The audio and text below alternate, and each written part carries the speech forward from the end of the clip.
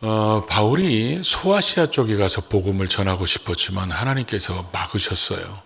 그래서 결국 방향을 마케도니아로 돌리게 되고, 마케도니아에서 가장 큰 성인 빌립보 성에 가서 기도할 때 어디 없나 찾다가 하나님이 누디아를 만나게 하셔서 누디아가 구원받고, 또 이제 이 지금 빌립보 교회가 시작되게 되고 조금씩 성장하게 될 때, 이들이 정해놓은 기도처에 늘 기도하러 갈 때마다 그 지역에서 귀신 들려가지고 점치는 것으로 많은 수익을 얻던 한 여종이 이들이 지나가기만 하면 쫓아와서 소리 지르고 그런 것들 때문에 많이 힘들고 괴로우니까 결국 예수의 이름으로 귀신아 나와라 했더니 귀신이 즉시로 나온 거, 또 귀신이 즉시로 나온 것 때문에 자기의 이득의 소득이 끊어진 줄 아는 이 여종의 주인들이 고발해서 결국 이들이 감옥에 갇히게 되고 많은 매를 맞고, 그래서 그 속에서 찬송하고 기도하는 모습이 오늘 본문의 내용입니다. 오늘 본문을 보면 네 종류의 사람들이 등장합니다. 귀신의 지배를 받는 사람, 또 이 귀신의 지배받는 사람을 데리고 돈을 벌고 있는 그런 돈만 벌으려고 하는 이런 주인들, 그리고 또 이들의 말을 듣고 바울과 실라 말은 들어보지도 않고 한쪽에 치우친 결정을 내린 것 때문에 바울과 실라를 매질했던 그런 관리들, 또 그런 상황에서도 좀 억울하고 분하지만 그래도 하나님 원망하지 않고 기도하고 순종하는 이런 바울과 실라의 삶, 또 네 종류의 사람들의 모습을 보게 됩니다. 오늘 우리는 2024년을 살아가면서 어쩌면 어떤 사람 종류로 닮아가면서 살아갈지는 이제 본인들이 이제 선택하면서 기도하면서 결정하겠죠. 우리는 반드시 2024년 하나님이 우리에게 복된 해로 주셨으니까 이 해를 기필코 복된 해로 만들기 위해서 오늘 주시는 말씀을 다시 되새기고 되새겨서 끝까지 승리하는 한 해가 될 수 있기를 주의 이름으로 축복합니다. 먼저 첫 번째로 귀신 들린 여종처럼 하나님 외에 다른 것에 끌려서 또 지배를 당하고 또 영향력을 받아서 사는 사람들이 돼서는 안 된다는 것입니다. 이 귀신 들린 여인을 보면 원어를 보니까 그리스 신화에 나오는 피돈의 신, 그래서 뱀이나 용을 신처럼 섬기는 이 피돈의 귀신이 들렸다고 이렇게 표현되어 있어요.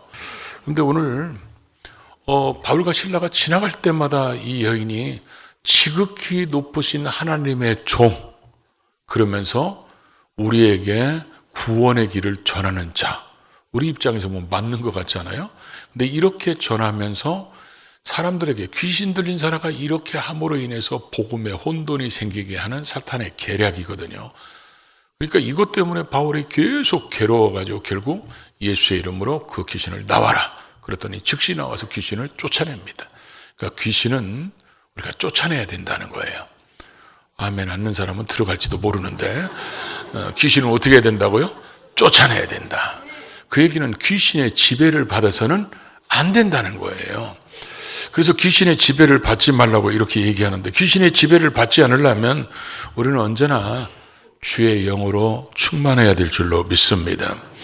사람들이 이렇게 아마 이 여인은 큰 수익을 얻은 걸 보면 우리 표현대로 바꾸면 굉장히 용했나 봐요. 그러니까 수많은 사람들이 이 사람 앞에 줄 서가지고 자기의 운세를 물어보거나 내가 사업을 어떻게 해야 되는지, 내가 어떤 일을 해야 되는지, 어디 가서 살아야 되는지, 이 귀신 들린 여인의 한마디가 그 사람의 인생을 방향을 바꿀 수 있고 그 사람의 인생의 지역을 바꿀 수도 있고 그러잖아요. 어떤 선택을 바꿔놓을 수 있다는 거죠. 그러다 보니까 결국은 귀신 들린 여인의 말 한마디의 영향이 한 사람의 인생을 좌지우지할 수 있다는 거죠. 그러니까 하나님께서 우리에게 원하시는 것이 바로 이런 인생을 살지 말라는 거예요. 우리는 언제나 하나님이 우리를 이끌어 가시고 성령님이 이끌어 가시고 말씀이 우리를 가르치는 방향으로 가는 것이 하나님의 사람들의 삶의 모습이지, 다른 것들이 하나님 외에 다른 것이 우리를 지배하는 것을 하나님은 절대로 우리에게 원하지 않는다는 거예요. 하나님 외에 다른 것이 내 인생을 지배하지 못하도록 내 인생의 방향을 정하거나 나를 끌고 가거나 내가 어떤 일을 결정하는데 그것이 영향력을 미치지 않는 그런 삶을 살아야 된다는 거예요. 힘들고 어려우면 기도하면 됩니다. 앞일이 궁금하면 기도하십시오. 그리고 언제나 어떤 일을 결정하든지 기준이 하나님 말씀이 되기를 원합니다. 두 번째로 어떤 부류의 사람이 있느냐, 19절에 보니까 여종의 주인들은 자기들의 수익의 소망이 끊어진 것을 보고 바울과 실라를 붙잡아 장터로 관리들에게 끌고 갔다. 여종의 주인들이라고 되어 있어요. 주인들. 주인이 한 사람이면 몰라도 주인들이라고. 근데 이 당시에는 이런 일이 있었다고 그래요. 어떤 사람이 예를 들어서 귀신 들렸어. 그러면 귀신 들린 사람이 그날부터 어떤 점 보고 이런 영업을 하는 게 아니잖아요. 이런 영업을 전문으로 하는 브로커들이 있었다네. 우리가 얘기하는 대로 용하다. 그러면 값을 주고 이 사람을 고용을 하는데 이 가족들이 값을 너무 많이 부르면 자기 혼자 돈을 투자를 못한 것이 모자라니까 다른 투자자를 불러가지고 이 돈을 주고 이 사람을 고용해서 자기들이 이 영업을 한다는 거예요. 그래서 주인들이라고 써있는 말이 그런 의미라는 거예요. 그만큼 이 사람은 큰 수익을 남겼다. 이렇게 표현한 것을 보면 굉장히 용했다고 그런 얘기를 지금 표현하는 겁니다. 근데 이 사람들이 바울이 이 여인에게 들어가 있는 귀신아 이 여인에게서 나와라. 그랬더니 즉시로 나왔다는 거예요. 그리고 그걸 보고 이 사람들이 자기들의 이익의 소망이 끊어진 것을 보고, 근데 희한하게 성경 원어를 보면 귀신이 나와라 했을 때 나와라고 이익의 소망이 끊어지다 이 말이 같은 단어입니다. 이 말의 의미는 뭐냐면 바울이 그 여인에게 속에 들어있는 귀신에게 예수의 이름 모양하는 귀신아 나와라 그랬더니 나올 때 이 사람들의 이익의 소망이 거기서 끝나버렸다 이런 얘기예요. 그러니까 이 사람들은 더 이상 이제 자기들에게 어떤 소득을 누릴 수 있는 게 없으니까 이 바울과 실라를 끌고 가서 장터에, 이 장터라는 것이 광장, 사람들이 많이 모이는 곳, 재판도 하고 이런 곳에, 그런데 가면 이제 또 이런 우리나라로 치면 파출소 같은 게 있잖아요. 그 사람들에게 끌고 갔다는 얘기입니다. 근데 지금 이런 상황에서 이 사람들이 지금 뭘 보고 있냐? 자기의 소망이 끊어진 것을, 이익의 소망이 끊어진 것을 보고 이렇게 표현했어요. 그러니까 이 사람들은 지금 귀신 들려서 점치던 이 여자가 귀신이 나감으로 인해서 새로운 삶을 살게 됐어요. 이 사람은 건강한 삶을 살게 됐어요. 이런 거에는 아무 관심이 없어요. 자기들 돈줄이 지금 끊긴 것 때문에 이 사람들은 화가 난 거예요. 그리고 이 여인이 바울과 실라랑이 지나갈 때마다 소리 지르면서 따라가서 막 소란 피웠잖아요. 그랬을 때 이 사람들도 왜 그러는지는 모르지만 이 여인이 계속 쫓아가서 지극히 높으신 지극히 높으신 자의 종이여 우리에게 구원의 길을 전하는 자들이여 이렇게 얘기할 때 이 사람들도 다 들었을 거예요. 근데 바울이 이 귀신을 물러가라고 하니까 예수의 이름으로 귀신아 나오라니까 이 한마디 때문에 그 속에 있는 귀신이 나와버렸다는 거예요. 그럼 이 사람들이 이런 생각을 가져야 맞거든요. 도대체 예수가 누구길래? 도대체 예수가 누구길래 그 예수의 이름으로 한마디로 귀신이 나오냐? 그러면서 이 사람들에 대해서, 이 예수에 대해서 관심을 갖고 그렇다면 누구보다도 빨리 예수를 믿고 구원받을 수 있는 기회가 주어진 사람들인데 이 사람들에게는 지금 그런 게 안 보이고 오직 돈밖에 안 보이는 거예요. 자기들이 지금 돈 벌을 수 있는 그 사람의 여자의 인권이나 이런 거 아무 상관없어. 우리는 돈만 벌으면 돼. 이거밖에 안 보이는 사람들의 삶의 스타일이 있다는 거예요. 우리 하나님의 사람들은 절대로 이렇게 살아서는 안 됩니다.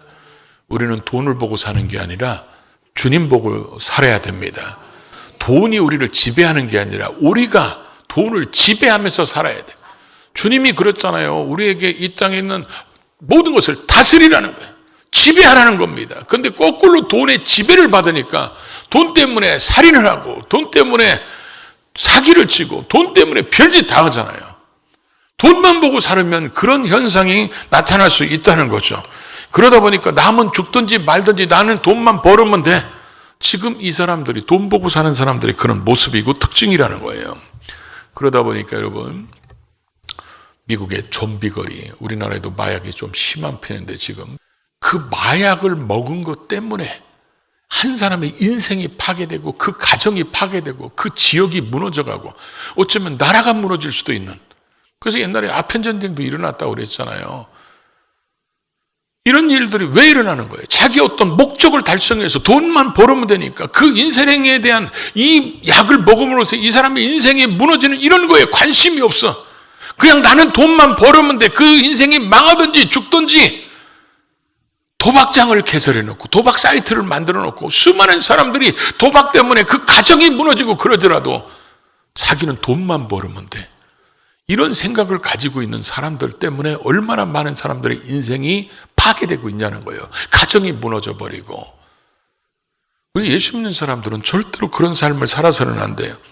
우리는 도덕적으로, 윤리적으로, 또 상식적으로 성경적인 범위를 넘어서는 그런 방법과 수단을 가지고 돈 벌려고 해서는 안 돼요. 사람들은 흔히 얘기해요. 수단과 방법을 가리지 않고, 아닙니다. 우리는 수단과 방법을 가려야 됩니다. 그게 성경적이냐? 하나님의 말씀에 위배되는 것은 아니냐? 그걸 가려서 돈의 노예가 되는 삶이 아니라 돈을 다스릴 줄 아는 그런 삶을 우리가 살아야 된다는 거예요. 내가 잘 되면 나 때문에 다른 사람이 잘 되게 하고, 내게 인격이 있다면 다른 사람에게 인격이 있다는 것을 기억하고, 우리가 돈만 보고 살다면 하나님의 사람들이 사명도 팽개쳐버리고 주를 위해서 내 인생을 드리고 내 시간을 드리고 내 재물을 드리는 시간들이 다 사라져버리잖아요. 그렇기 때문에 우리는 돈의 노예 같은 이런 삶을 살아서는 안 된다는 거죠. 세 번째로는 수익이 끊어진 것을 보고 바울과 실라를 잡아가지고 이 관리들에게 갑니다. 가가지고 이들이 고발을 하는 거예요. 근데 고발을 뭐라고 얘기합니까? 이 사람들은 유대인인데, 이 유대인들이라는 말이 뭐냐면 인종차별을 하는 겁니다. 유대인이라고. 이 사건이 일어나기 1년 전에 로마의 글라우디오 황제가 로마에서 유대인들을 추방해 버렸습니다. 추방해 버렸기 때문에 사람들이 유대인이라면 경계심을 가지고 있어요. 근데 이 사람들이 지금 유대인이라는 거예요. 자기의 이익의 소망을 끊어버린 사람이 이 사람들이 유대인이고, 이 사람들이 성을 소란케 하는 사람이라는 거예요. 성을 소란케 한다는 말은 당시 로마의 관리들에게는 노이로제가 걸릴 그런 단어였어요. 뭐냐면 폭동을 일으키려고 사람들을 선동하는 모습을 얘기하는 거거든요. 그러니까 이 사람들은 폭동이 일어나는 게 제일 두려운데 지금 이 사람들 와서 폭동을 일으키려고 그러고 우리는 로마법의 지배를 받고 사는 사람인데 우리가 받아들일 수도 없고 이해할 수도 없는 그런 해괴한 풍속을 가지고 전하고 있다.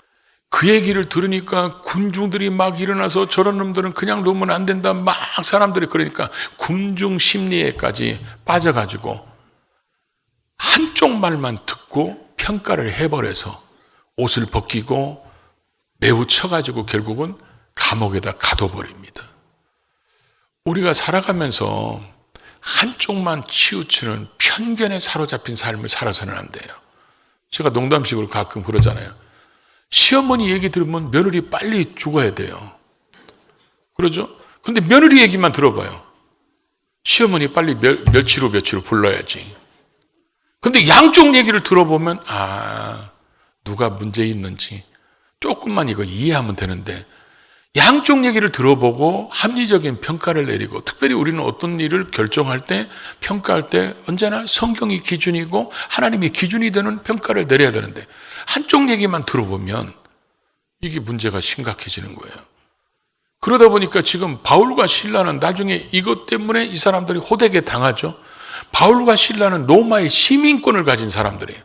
당시 로마의 시민권을 가진 사람은 내가 재판 받겠다 동의해야만 재판할 수 있고, 재판의 결과가 나오더라도 예를 들어서 매를 때려라 그랬다 해도 때릴 수가 없어요. 이 사람이 나 그러면 상소하겠다. 그럼 황제한테 가서 재판을 받아야 돼요.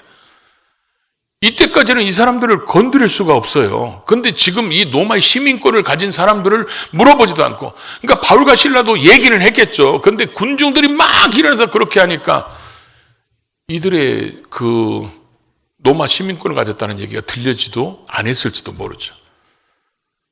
이 관리들이나, 그래서 우리가 보통 이게 로마 영화를 보면 집정관이라는 사람들이 나오죠. 그런 사람들이 한쪽 말만 듣고 이렇게 한다는 거예요.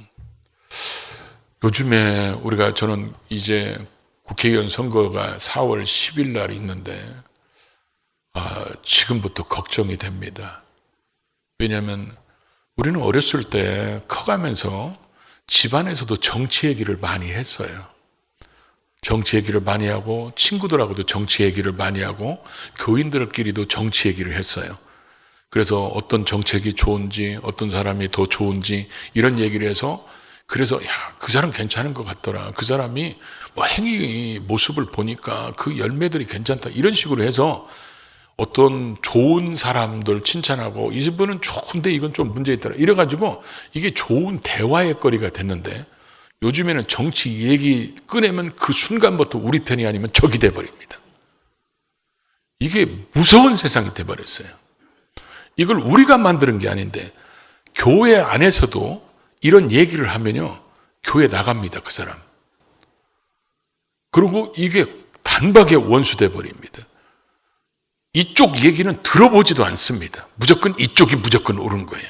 그러니까 우리는 지독하게 지금 지역적 편견이나 정치적 편견 이런 거에 사로잡혀 있어요. 지금.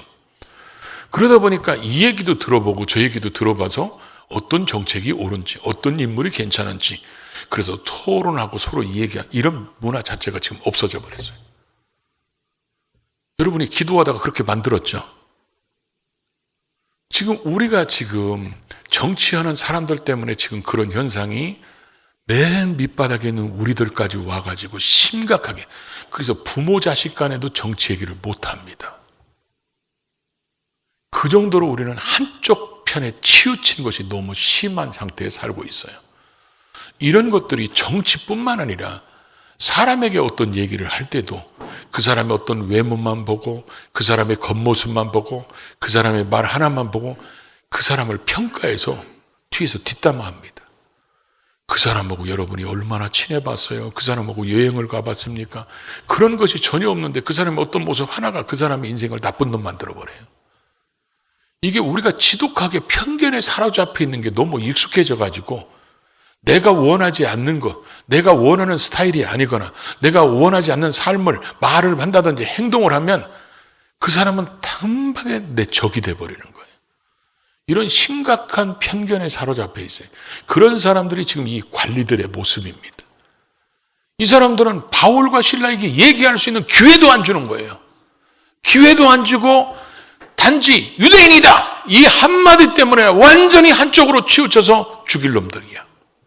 나중에 이것 때문에 이들이 호되게 당했다고 그랬죠. 이들이 그 다음날 이제 석방시키려고 왔는데 바울이 누굽니까? 우리를 때릴 때는 언제고? 로마 사람인데 로마 사람은 절대로 재판 없이 결과가 나오기 전까지는 때릴 수 없거든요.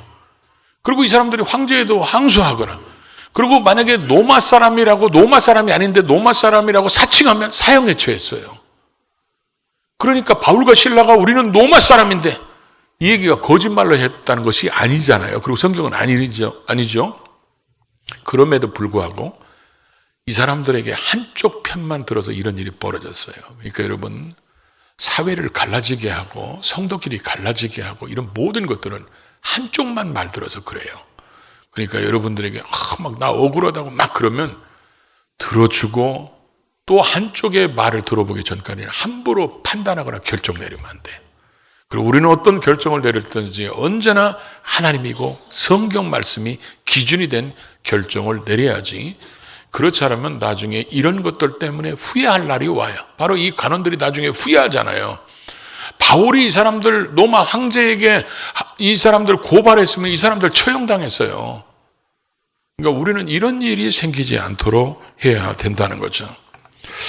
또 하나는 우리는 편견을 가지려면 딱 한 가지 편견을 가져야 돼.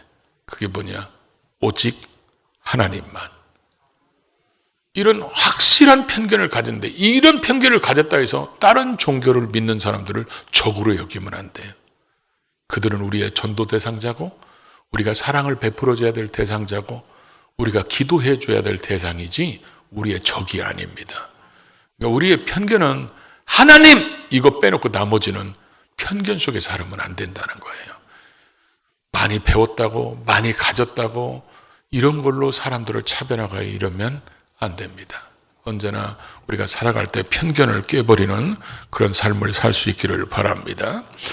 또 하나는 결국 이제 감옥에 갇힌 바울과 실라입니다. 이들은 옷이 벗겨지고 많이 매를 맞습니다. 바울의 감옥에 갇혀졌는데 이들은 착고에 처해 있다고 그래서 착고라는 게 뭐냐면 이 발이 움직이지 못하도록 딱 묶어놓는 거예요. 그러면 발이 움직이지 벌려서 묶어놓기 때문에 어떻게 할 수가 없어요. 뭐 이분 소변도 보러 갈 수도 없어요. 이런 상태에서 이들은 아마 많이 맞아서 누워 있다가 이제 이때쯤 깨났는지도 모르겠어요. 그러면서 한밤중에 이들이 기도하고 찬송했다라고 나왔는데, 지금 여러분 바울이 이 빌립보로 온 거는 자기가 원해서 온 게 아니에요. 하나님이 가락에서 온 거지. 하나님이 방향을 바꿔가지고 너 거기로 가라. 그래서 왔습니다. 귀신 들린 여인, 그거 바울이 그 사람들의 수익을 챙기려고 자기가 나눠 먹으려고 그렇게 한 게 아니잖아요. 예수의 이름으로 귀신을 쫓아내며 병든 자들을 치료하라고 그 말씀 때문에 귀신을 쫓아냈죠. 이 사람은 하나님 일을 한 것 때문에, 하나님 말씀에 순종한 것 때문에 지금 이런 어려움과 고통을 당하고 있을 때 우리 같으면 어땠을까요? 하나님 이러실 수가 있습니까? 내가 본래 여기 안 온다고 그랬잖아. 근데 가라고 그렇게 막아놓고 나서 이런 일이 생기게 하면 하나님 이럴 수가 있습니까? 그래갖고 하나님 무지하게 혼날 겁니다. 근데 바울과 실라는 원망할 수 있는 상황인데도 원망하지 않고 기도하고, 지금 이 사람들이 불평할 수 있는 상황인데도 찬송하고 있다는 거예요. 그것도 언제요? 한밤중에. 이 한밤중의 의미가, 이 빌립보 감옥은 지금 지하 3층이라고 그래요. 그러니까 지하 3층 있는데 뭐 거기는 한밤중이고 낮이고 뭐가 있겠어요. 항상 밤이지.